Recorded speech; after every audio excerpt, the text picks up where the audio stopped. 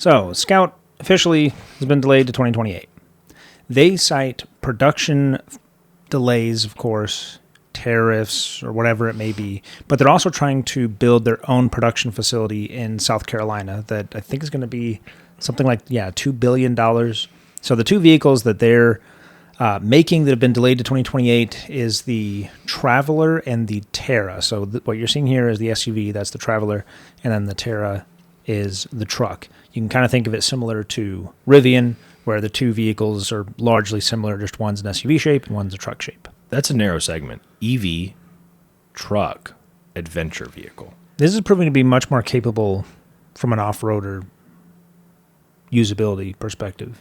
Having the generator would do that. Well, yeah, that's the other thing, as I mentioned this previously, but this can come optioned with what they call the Harvester range extender, which is essentially a small four-cylinder engine near the back of the car that you top off with gas just like you do any other normal gasoline-powered car, and then you're storing, as you mentioned, you're storing your range in gasoline instead of battery capacity, which has a myriad of benefits. But they've since announced that now 90% of their pre-orders have included that Harvester. Do you think that has something to do with the delay, that they basically have to completely change? It's one thing to go like, oh, we'll have an option and we'll have a production line.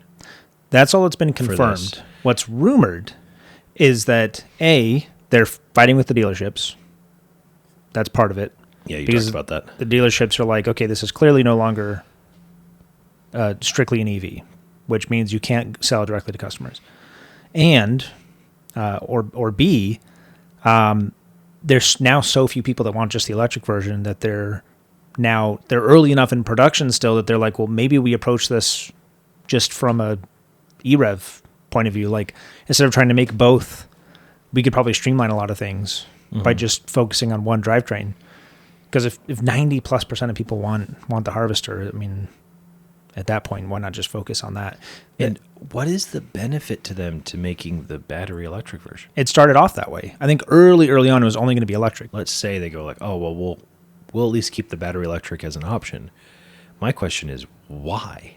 Why would they drop it? Why would they keep it? Why would they keep it? One, they know that the market is definitely leaning toward the EREV. What benefit does it provide them? Do they make more money on something that costs them more to get the batteries for and all that? Do they make more money on a battery electric? I doubt it. I wonder if they're just not wanting to put all their eggs in one basket.